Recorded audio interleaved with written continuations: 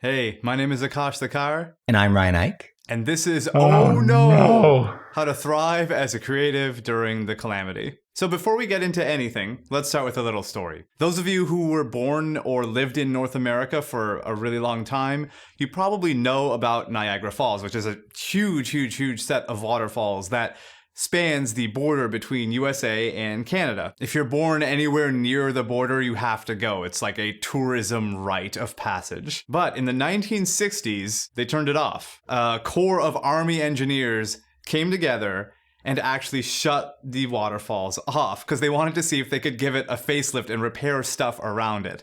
So they took one of the biggest waterfalls in the world and just shut it off. So they put up a bunch of stuff, a bunch of barricades to block it, and took something that had massive momentum and massive force behind it and just made it pause. And that sort of situation is kind of what we're dealing with right now. Whether you had tons of momentum before 2020 or not, a lot of things are on hold. A lot of things are being paused, for lack of a better word. And when so much is happening in the world, so much tragedy and turmoil and just BS is going on, we as creatives tend to wonder if things are ever going to continue, if they're ever going to get back to normal, if they're ever going to be better again. So hopefully through this talk, we can do what the engineers did with Niagara Falls after it got paused. They released it and everything went back to normal again. And hopefully we can give you some ideas on how to get your way back to some degree of creativity, productivity, happiness, focus, calm, whatever it may be. If we can help you even 1%, then that would be amazing. So let's get into who we are. Again, I'm Ryan, and I'm a composer and sound designer who's worked on things like West of Loathing, Reigns, Game of Thrones, and Where the Water Tastes Like Wine. And I'm Akash Thakkar. I do sound design for video games. I've worked on games like Destiny, Hyper Light Drifter, Concrete Genie, and a bunch of others. And I also do a lot of public speaking in and out of the game industry to help creatives thrive, especially in times like these. So in this talk, we're going to be covering two kind of main broad topics. The first is staying sane and focused during all of this. And the second is staying or becoming creative. So for those of you who have a creative vocation that you already do, bringing it back into your life, making it more of a focus and making it so that it becomes a centerpiece of your life again if it did indeed fall away during all of this stuff that's going on, which is completely understandable. So with so many people being hit hard over and over and over again all over the world, how should we even stay sane? How should we stay focused? How should we even stay creative or thoughtful or imaginative? If you're anything like me, and unless you've melted a plastic cutting board and destroyed your mom's oven trying to bake a Totino's party pizza, you're not like me, you're better. But let's pretend. If you're like me right now, it feels like you're constantly being pulled between the desire to be productive, to live a balanced life, and to help others during this impossible time, all while tending to what seems like a fresh personal or national or global disaster literally every day. Being a creative freelancer is fucking hard, and keeping yourself in a healthy mental place where you feel like you have all these factors under control can be difficult when the world doesn't feel like it's falling apart. So while what we're talking about here is always important for what we do, it's even more vital in this incredibly challenging moment. See, 2020, as it turns out, is kind of like being trapped under a car next to a shrieking anthropomorphic warthog monster who really wants to show you pictures of his trip to Graceland. It fucking sucks. You don't really understand how it happened, and you have no idea when it's going to be over. So what we'll be talking about here are ways that you can develop a healthy mentality around your life as a freelancer, and then expand that mentality to help you not only survive this impossible situation we're all in, but thrive in it and thrive beyond it. So another point I'd like to bring up is all about managing news and social media. And there's so much research that shows that if we limit our exposure to certain kinds of news and social media, we become happier, we become more sane, we become more focused. And that's not really surprising to anybody, but yet so many of us engage with it because frankly, it's addictive. They want it to be addictive. They want it to actually make us angry because that's an addictive emotion, and we want to keep clicking and doom scrolling and making things worse and worse and worse for us. So one thing I'll say is that you don't need to stay up to date on everything. Yes, catch up every so often, but you don't need to be watching the news 24/7 or scrolling Twitter 24/7 to see what the trending stories are every single hour of every single day. Yes, of course, you can catch up, you can do what you need to do, but just checking on the news constantly just makes things worse for you and makes it harder for us to act and harder for us to really do much of anything if all we're doing is doom scrolling all the time. So obviously we limit our exposure to that, but the main thing is not watching mainstream media. Now to this audience, I don't think that's going to be too tough of a sell because we tend to be a little more savvy than our weird uncle on Facebook who's posting conspiracy theories all the time. But it's just something to keep in mind that mainstream media makes its money off of making you and us angry. That's how they make their money. And it's something that we do want to avoid day to day because, frankly, we don't want to stay informed from them if it means we're seeing it through a lens of complete pessimism and in a lens that makes it so that they make money off of other people's, frankly, misery. And when it comes to social media, don't be afraid to just block, unfollow, and mute everything and everyone. My Twitter, I've blocked basically every word in the English language and it is pure and clean. But one thing I will tell you to do on Twitter, which has been massively helpful, on the right-hand side, there's like a trending news sort of section. And I've changed the country of that from the US, which obviously you all know is a garbage fire, and I changed that to Saudi Arabia. I don't speak Arabic at all, and I have no idea what's going on over there. So now when I see a bunch of news articles over on the right, instead of just a bunch of US nonsense, I see a bunch of Saudi Arabian news that I can't even read. So it makes it so it doesn't even permeate into me and cause me to get angry and doom scroll and make my day worse and worse and prevent me from becoming more and more creative and being able to serve people like you. So that's just a fun little tip for you. So Akash is absolutely correct about finding ways to be more choosy and careful about your exposure to news without completely checking out. I'm someone who really inhales political news because I really care about those issues and how they're affecting people and the world at large. But I only got good at limiting my consumption to it this year, going from kind of binging on it and then feeling horrible for days to just checking in every now and then. And it's still awful, but then I feel a lot healthier and happier and able to do my job because I'm limiting my consumption. But what if you're someone who feels that limiting your exposure to all the horrible things going on and all the awful things happening to people will also limit your ability to help? How can you be a good ally if you don't know what's going on all the time? This is something I worry about a lot, but there's a huge difference between staying healthily informed so you can pitch in and do what you can as an ally, and taking in so much depressing news that you're basically Dumbledore at the end of the Half-Blood Prince when he's drinking like that huge bowl of poison. A book I found out earlier this year was actually written by a cute dog who learned to use a typewriter and has no loud and regressive opinions about anyone's gender identity whatsoever. So, see, it's not all bad news. The difference between hurting yourself and being healthy so you can help others is to take in all the horrible news tactically. Limit your time with it, but when you are engaged in catching up with what's going on in the world, note the causes that you care about, the people being hurt or disadvantaged, animals being abused, environmental causes, education, the arts, whatever it might be. Then I recommend scheduling a set amount of time every week. 20 to 30 minutes is fine. Can be more or less as you need or want. And set aside that time to actually see what you can do to help. You can devote that time to researching and donating to charities, supporting the things you care about. Even $5 to $10 is really helpful, especially if you have the space to do a recurring monthly sort of thing. You can sign petitions and spread them around. You could write a blog post highlighting an issue that you feel isn't getting enough representation. Options for helping in person are, of course, limited right now. But if you're able, a lot of homeless shelters, women's shelters, and animal sanctuaries are actually offering socially distanced ways to drop off donated items or supplies, or even volunteer while still being mindful of COVID and keeping yourself safe. You can do more personal acts of service too, from checking in on friends and family to see how they're doing, especially ones who are more isolated, to just doing a chore or making a meal so an overworked or overstressed spouse who's also suffering from the world at large doesn't have to. If turning away from the news, even partially for your own health, feels like turning a blind eye to the chaos going on in the world right now, setting aside just a little bit of time every week to provide what assistance you can is a game changer. Because now suddenly you're not just a bystander watching as a train careens towards the edge of a broken bridge. For a few moments every week, you're Spider-Man, perched on the engine and casting out webs trying to slow it down. No single web is going to stop it, but altogether, over time, you can lend a lot of physical and mental well-being to others while still preserving your own. Now, when it comes to asking for help, That's okay. That's one thing that we really want to hammer home here is that's like the most okay thing in the world.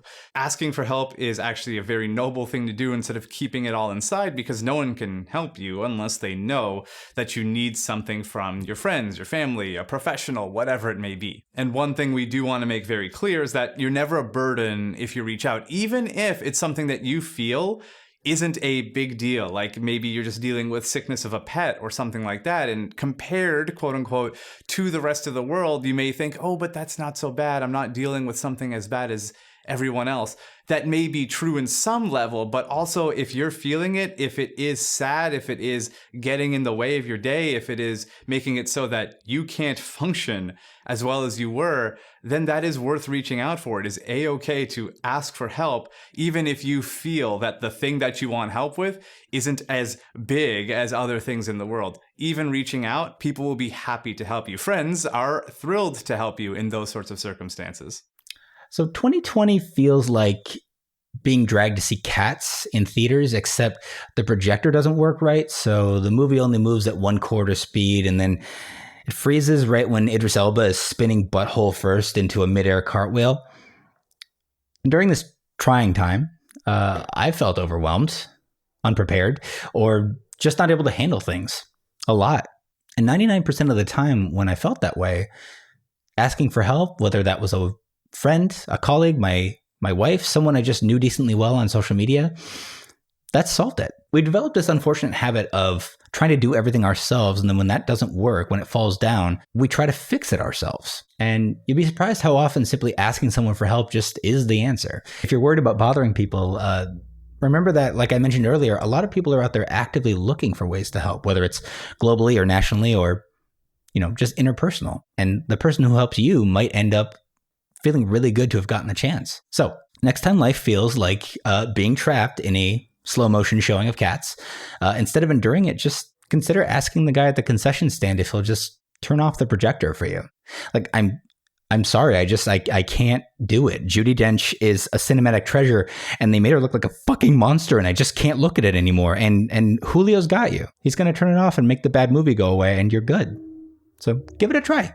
So let's talk about the flip side of that coin, helping other people. As I talked about a bit earlier when we touched on trying to be a good ally right now, a lot of us are seeing how difficult things are for our friends, family, strangers, etc. And we want to do what we can to help. And that's wonderful. And we absolutely should. But a key thing to remember is not to let your desire to help others turn into self-loathing and negative thoughts when you can't. Sometimes we're just not in a position to do much for others. Absolutely. Donate, volunteer, raise awareness of important issues, start a podcast or a video series to raise awareness, whatever it is that you can do to help. But if your life just doesn't allow for those things right now, and at times everyone's doesn't, take that time to focus on you and what you need. If you catch yourself feeling bad that you can't do it all, remember that, well, you can't.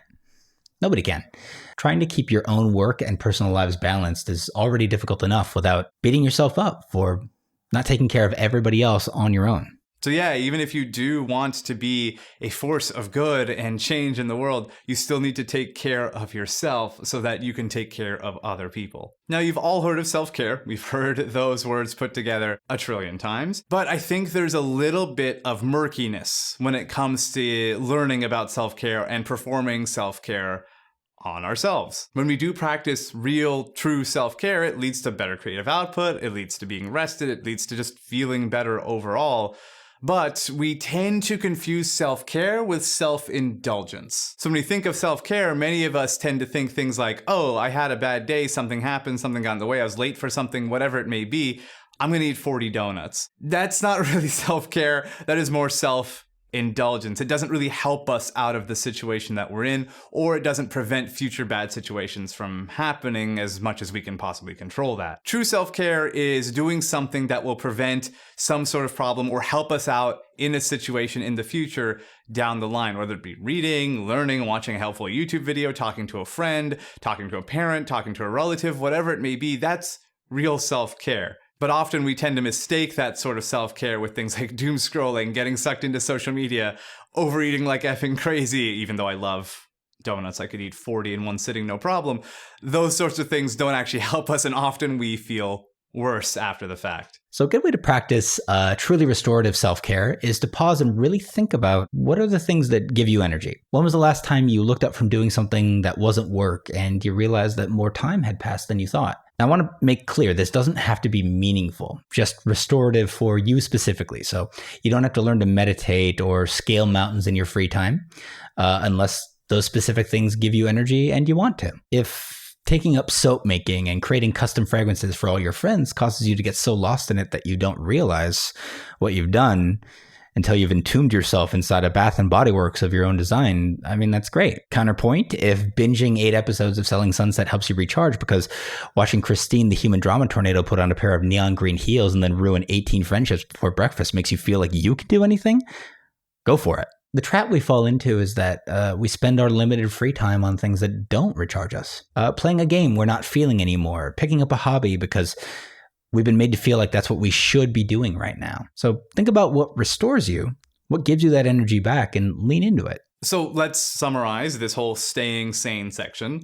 So number 1, make sure you manage your exposure to news and social media because that will help you quite a bit, even just that alone. Number 2, you can be there for others without draining yourself. You do need to take care of yourself so that you can take care of others. And number 3, you want to be intentional with your self-care. You don't want to just go into self-indulgence. Some of that's totally fine. I'm not saying eating 40 donuts is always bad because I've done it. We've all done it. But we don't want to always go down that path when it comes to taking care of ourselves. So we've talked about how to care for yourself, how to care for others.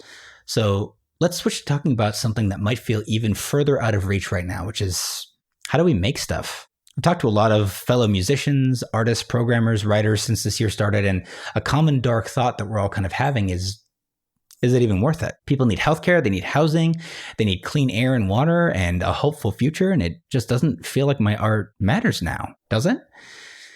And the short answer to that question, that I can already feel some of you saying along with me, is Animal Crossing. Forgive me, I don't remember who, but I heard someone say that game probably saved lives this year, and as silly as that sounds, I think it's true. It gave people living in this scary, uncertain world a place where they could feel like they were in control, a place that was cute and kind and colorful, and you could make it into whatever you wanted. It's a place where when we feel completely isolated, we can still hang out with our friends and family and feel that connection. A place where my goddamn turnips never sell for more than 46 fucking bells. Tom, what do you want from me? Have I not given you everything?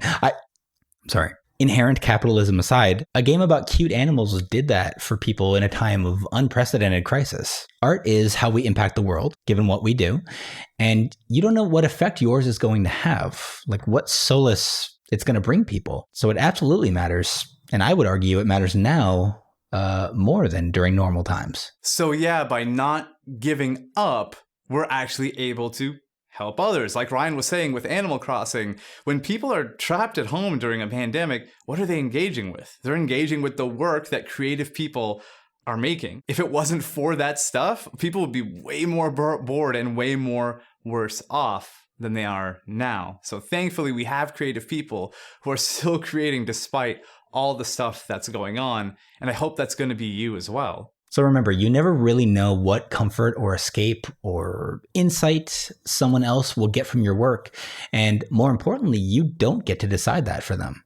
If you quit just because you assume people will have no use for what you're making right now, that's exactly what you're doing. So how do we muster up the energy to actually be creative when it's just the final act of Ghostbusters happening outside your window all the time? And no, Sigourney Weaver's not there, so it's basically pointless. Well, you don't have to make a huge masterpiece in one go. That's really important. Give yourself permission to start small. Remember that 10 minutes of creativity a day, just 10 minutes, is literally infinitely better than nothing at all. And when we say start small, start really small. Even if you've fallen off of a habit that you used to have, rebuild it in really small chunks. And you can use something that's called tiny habits, which is proven in psychological research to bring habits back up to speed or to start new ones completely from scratch. And a tiny habit is really simple. All a tiny habit is doing something so laughably small every single day that it's impossible not to do. So for example, let's say you play guitar and you want to get back into playing guitar.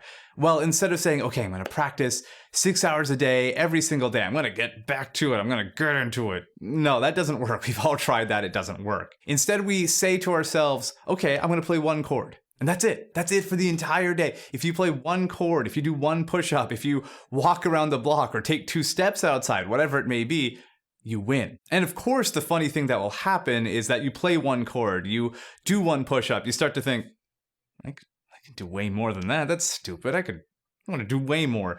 It makes it much easier to go further when we start with a very small goal in mind. And I recommend you do this for literally any habit that you want to build. Start unbelievably small to the point where you think it's almost pointless to do that thing. That's the right size of tiny habit to start with. And let's say you're not able to improve yourself at all. Let's say you couldn't write one more word than you did the day before, get down one more line of code, compose one more note. If you literally haven't improved at all since the last time you tried, that's okay too. You just forgive yourself and you try again. You will get that snowball rolling as long as you don't stop because you didn't see progress from one day to the next. So what have we discussed?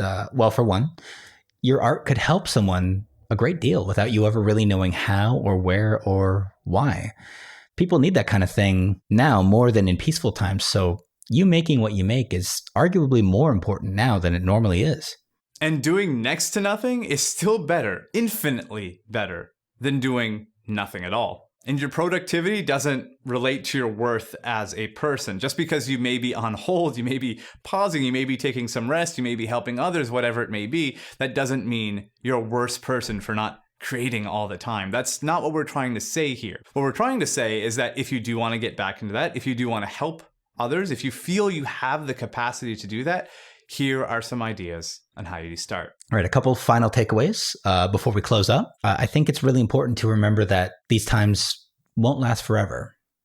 I'm not saying that racial injustice or political upheaval or a global pandemic is just going to disappear. But people are fighting against these things, and they're going to keep fighting against these forces. And over time, these things probably won't go away, but they are going to get better. Remind yourself that the skills you're developing right now during this extremely challenging time aren't just useful now. They're going to serve you the rest of your life, whether things are crazy out there or not. You're likely going to look back on all this and say, it was awful. It sucked. There was something about Idris Elba's taint flipping through the air. I don't really understand the analogy he was making in that particular moment, but the point is it was really bad and I came out stronger because of it. And now I'm more capable of being a better, more resilient creative who is more capable of helping themselves and of helping others. Now, as shitty as this year is for a lot of people, these sorts of hard times can really shape us into just a powerful Mjolnir that we can use to crush all of our enemies in the future. But in all seriousness, it does make a big difference for those of us who do power through it as best as we can in whatever way is healthy for us, whatever that may look like for you.